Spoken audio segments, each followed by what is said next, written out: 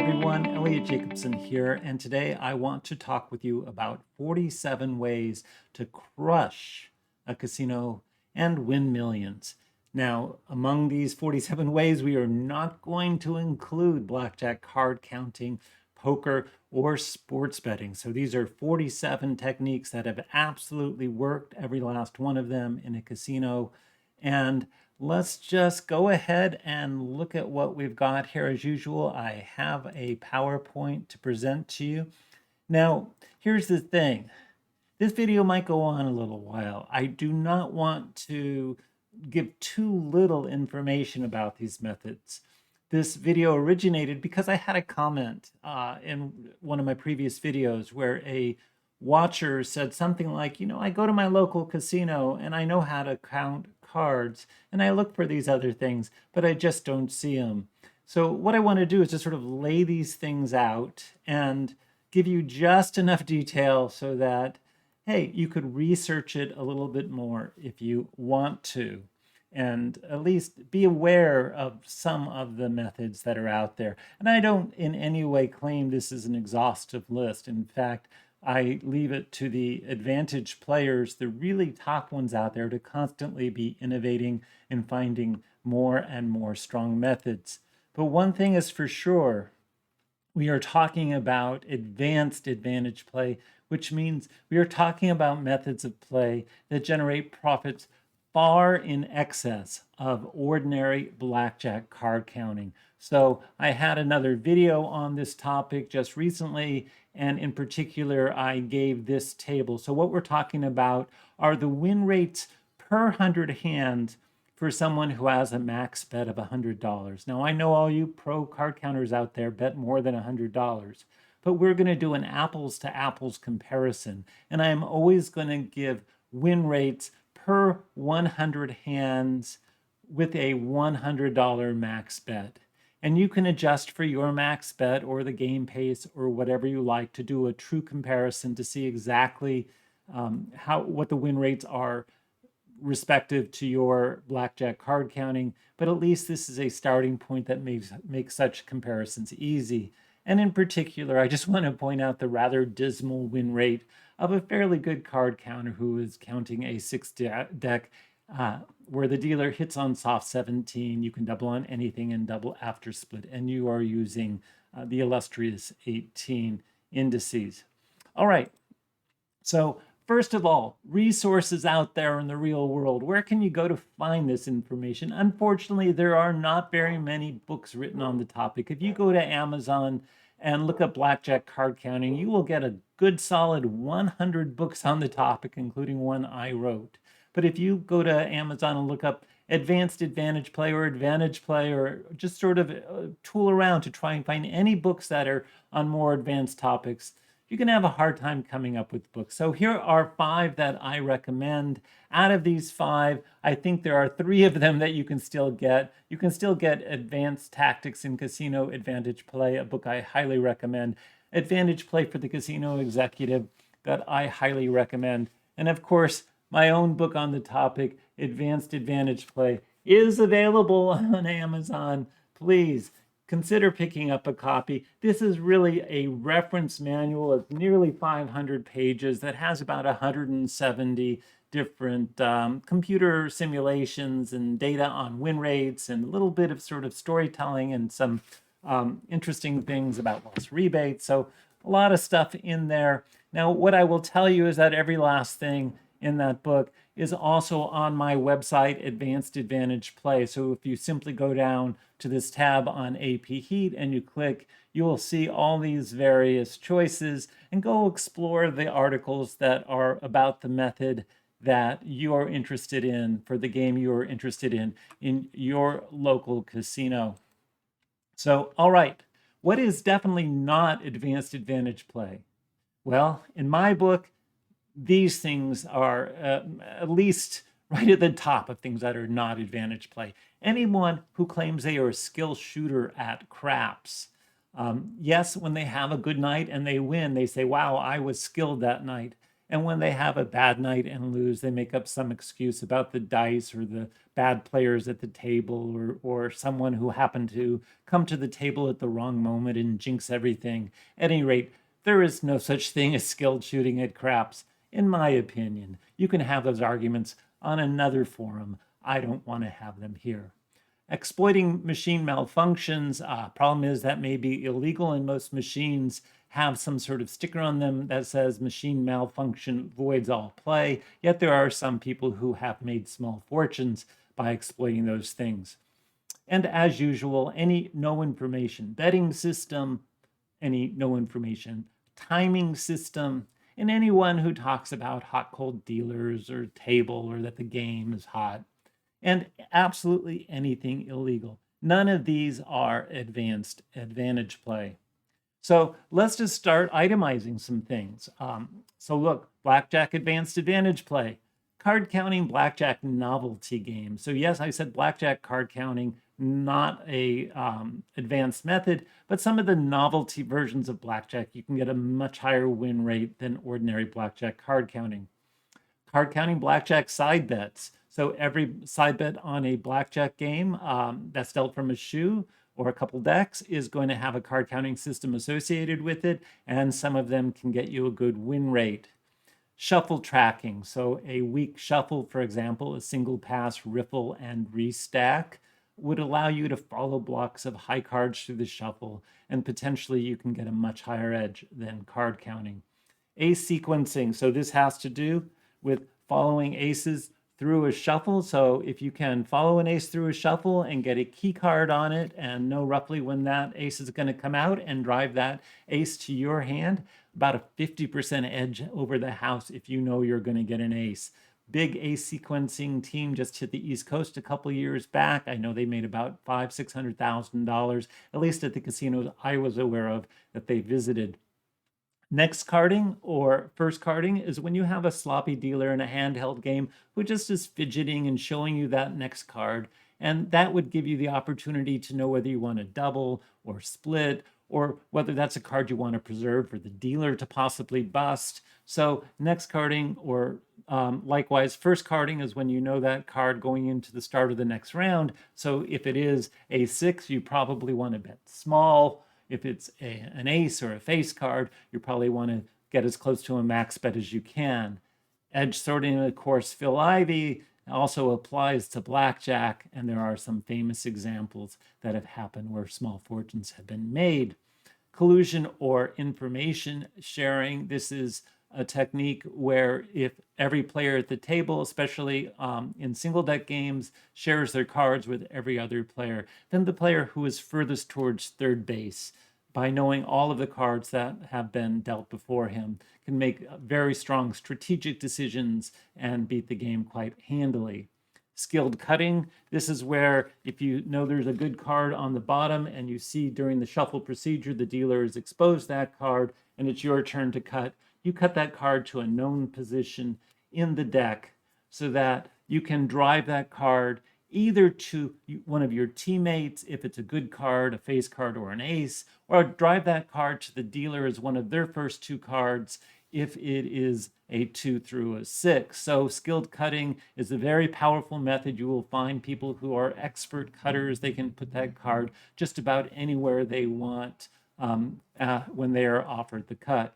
And split for less teams. This is a rare technique where if there is back betting allowed in the game, then oftentimes you'll find teams occupying every seat at the table and more teammates behind them, and those teammates will only wager when they know that if the opportunity arises for the player in front of them to split, then they won't have to match their bet on the split hand. They can just take their wager and let it ride on one of the 2 splits. A very powerful method, often employed in Asian casinos. All right, I just want to give you a sample of card counting some Blackjack side bets. Feel free to freeze this, but you can look up every last one of these side bets on my website, advancedadvantageplay.com, and see the card counting system I give for it and the edge you can get on that. And I am just writing down the comparative win rates per 100 hands. Again, you notice Blackjack at 6 decks is 33.58, and we see these win rates far in excess of ordinary Blackjack. All right, Baccarat advanced advantage play. Again, we can card count certain Baccarat novelty games.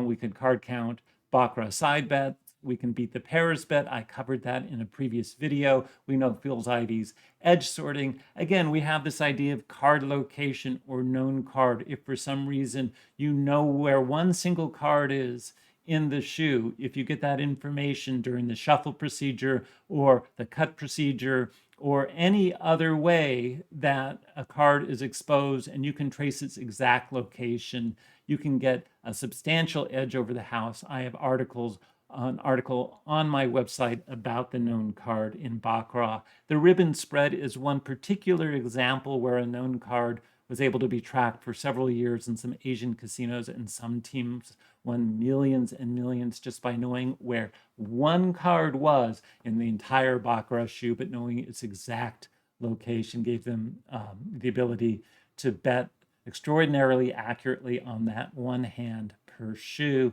and crush the casino.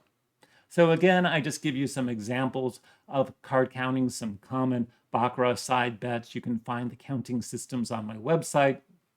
And I want to just point out how these compare to ordinary Blackjack card counting.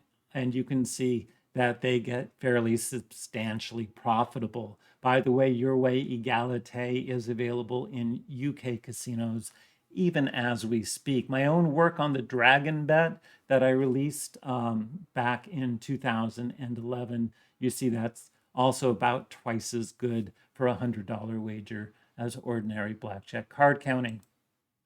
All right, our friends Phil Ivey and Chung Sun here. Just a little picture to sort of whet your appetite. Yes, people have made millions. Sometimes the casinos don't like the method they used and will sue the players. In this case, it appears that, at least in the UK, I would not want to be edge sorting at this time.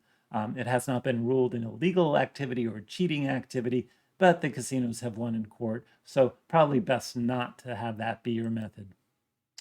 How about novelty game advanced advantage play? Well, again, we can count certain novelty games that deal cards from a shoe.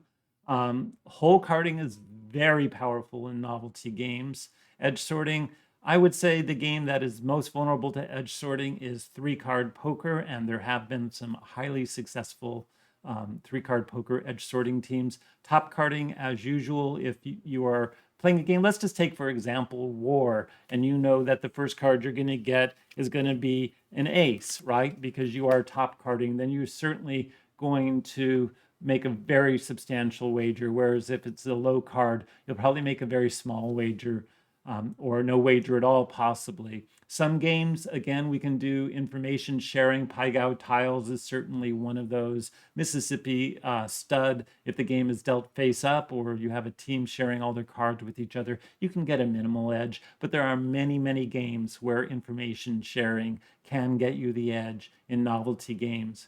There's been at least one documented case where a player was able to follow certain cards through an automatic shuffler. Now, this is already 10 years ago, and I cannot vouch for the strength of automatic shufflers today. But yes, automatic shufflers continue to have issues. There was an article by Michael Kaplan in Cigar Aficionado magazine a couple years back about James Grosjean beating a shuffler.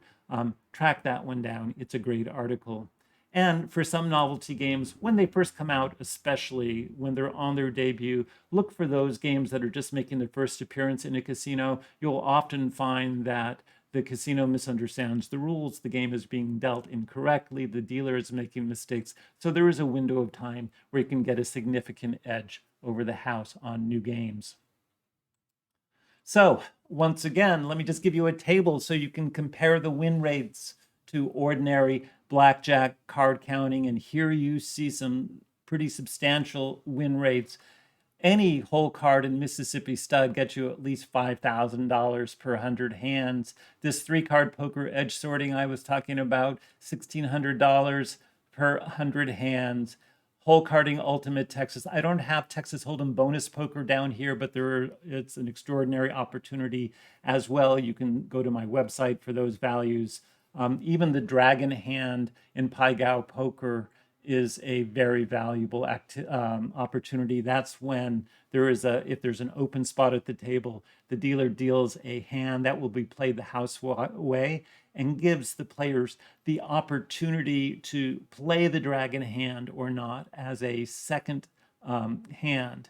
And if you can hole card that hand and know it has a high card in it, a queen, king, or ace, or joker, then you will make a bet on the dragon hand and get a huge edge. There was a team who beat the Pai Gow Poker Dragon out of a lot of money. I think it was at least $500,000 when it was offered at several strip properties several years back. Okay, how about roulette advanced advantage play? Well, biased wheels is really what you have to go for. So every roulette wheel is biased. That is an inevitability of just the real world we live in. But is it biased enough so that you can get an edge over the house? Well, it used to be the case that there were some pretty funky wheels. But there's also this idea of timing roulette wheels so that you can actually do the physics on them and know roughly where the ball is going to drop down from the upper rail. And if you can figure out when the ball is going to drop, then you can have a good idea, at least of a sector or two sectors the ball may land in. In roulette, all you need to do is exclude 3 numbers from the wheel as possible outcomes of a spin, and you can get the edge. And then there are jurisdictional roulette variants. Here in California, there is a company that produces, card-based roulette wheels that I would say are not exactly the same as ordinary roulette wheels. And if you just look at those, you may get some ideas. I'm not going to say any more out of respect for the company and what they do. But anywhere you happen to live, if there is a device other than an ordinary roulette wheel being used to deal roulette, pay careful attention to that device. All right, if you want to look into a little bit about the history of bias wheels and somebody who had rather good results at them, look this guy up, Richard Jarecki. How about craps? Well, sloppy dealing and dealing errors. Yeah, you can always find dealers who are making mistake in craps. In particular, if a dealer lets you take down a point, some new dealers don't understand that once a point has been established on a pass line, that you must leave that point up there because you're allowed to take down don't pass points, but you're not allowed to take down pass line points. So I actually found years ago an online casino that had misprogrammed its software so that you could take down your pass line points. That gave you an 11.1% edge over the game. That was pretty big. All right, if you find a casino, you always should they have high odds, you should always ask whoever is rating you if they include your odds bets in your average bet. If they do, then just max out your odds bet that has a 0% house edge, and you can just get an extraordinary rating at no financial risk for yourself. And many people do that sort of thing, especially when there is 100x odds. And speaking of odds, the fact that odds are given in craps makes it by far the best game to exploit loss rebates. So loss rebates is if you lose, you get a certain percent of your losses back, but if you win, you get to keep all of your winnings. What you want to look for are games with high variance, and craps with large odds are at the top of that list. You'll find that some casinos, at least in Las Vegas, for their premium players who are betting $10,000 and up on pass line, that they only allow them 2x odds. It's because they understand the value of odds to loss rebates. And how about dice sliding? Well, just like Phil Ivey, this idea of sliding the dice so that they may or may not tumble. One of the 2 dice typically just slides flat without tumbling. The other one will tumble. But if you can, for example, get one of the dice to always be a 6, then you can always bet on all the number 7 and up as prop bets on the table, and you can make a tidy fortune quite quickly. So dice sliding, is it legal or illegal? I think that's still an open question because, strictly speaking, the stickman is supposed to call no throw, right? He's supposed to be the one who makes sure both dice hit the back wall. And in sliding, it's always the case that one of the two dice does not hit the back wall. So one could argue that it's up to the casino to say no throw, as opposed to the player really being aware that this is a technically illegal activity. So we all know that these two people back in 2011 had a very famous sliding incident, this Leo Fernandez and Ronica Dabul. And these players were charged with cheating, and I think they won, what does it say, $700,000 with their little dice sliding activities. But one thing is for sure, I cannot find what happened in this case in a Google search. And rumor has it that there was some settlement out of court because, after all, was it really cheating if the casino allowed them to do it when the casino was watching what they were doing with full vision of the table? So I don't know. All right, how about slots advanced advantage play? Well, we have progressives, these must hit by progressives, ordinary progressives, accumulator slots where there's some sort of thing that you get more and more of, and a person who can simply walk around a casino waiting to see if a slot has a certain number of accumulators, and then they'll sit down and play that slot. There are many other features. If you go on Wizard of Vegas or Vegas, some of the other forums that talk about slot machines, you will often find discussions of certain slots that have features that make them positive. Class 2 bingo opportunities. I actually helped design the mathematics for some bingos that went into Alabama and other southern jurisdictions back maybe about 12, 13 years ago. And I knew during their design that there would be certain configurations of the game that could give the player an edge of 30%, 50%.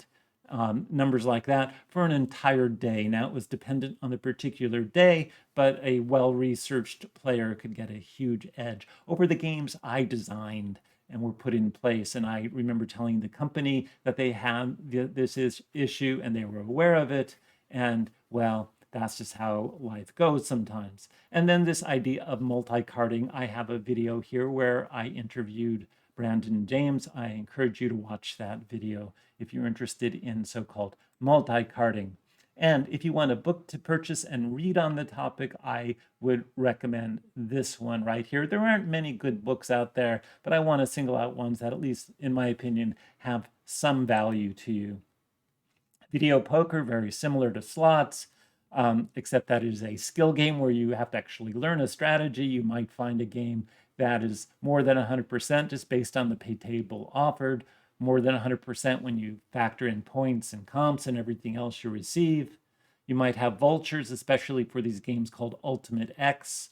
You might have progressives on a machine that makes it more than 100% return. And again, multi-carding also works on video poker.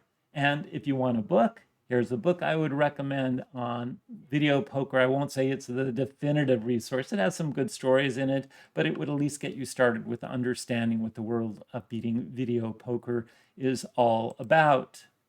Now, marketing and promotions. We've already talked about loss rebates, discounts on loss. You may find other ways to get cash backs or promotional chips or show-up money or room, food, beverage, travel, giveaways, drawings, hot seats. So all of these things, I've sort of only made 5 things out of them, but really marketing promotions is just as long a list as you could imagine. I probably could have got to 60 if I were to enumerate these things singly, but let's just go through a couple of these things. So what we have are all sorts of opportunities that casinos will offer, whether it's the triple down instead of double down that gave you about a 3% edge over the house at Mohegan Sun, or some casino that lets you is paying 2-to-1 on Blackjack, or a casino that's giving away 220 cars and the casino itself is empty. In this latter one, what happened was that advantage players, instead of talking about winning a car, at one of these casinos were talking about how many cars they won. This was just quite an opportunity back in 2011. And of course, loss rebates, the most famous exploitation of them was this guy, Don Johnson, who won altogether, I think, about $15 million by exploiting loss rebates at Blackjack. So quite a powerful method to beat the house. Of course, you need to have a big bankroll to go in because you're going to be making large bets. So lastly, I'd like to just advertise the perennial book Comp City by Max Rubin. Even though this edition came out in 1994, I think it still has stood the test of time in terms of explaining how the whole comp system works and the sorts of things casinos look for when they're rating you, and how you yourself can make yourself look like a much more valuable player to the casino than maybe you actually are. And yeah, I still recommend this classic book to you. So that's it. Kind of a longish video, but I think we got through most of that. And hopefully that will give you some inspiration if you are a player to go look in your local casino, consider some of these opportunities and methods and see whether they're there or not. And if they are, go do your own research. You can find possibly something on the method in my book or website, or look on Wikipedia for that matter. But look around, you may find information on the vulnerability that you identify.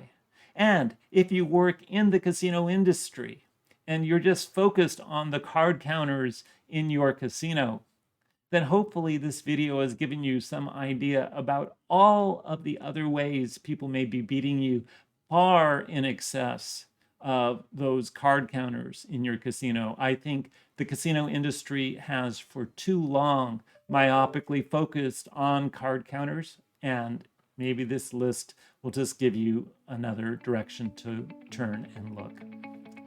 So, hope that's been fun for you, if a little bit long. For now, this is Elliot Jacobson. See you later.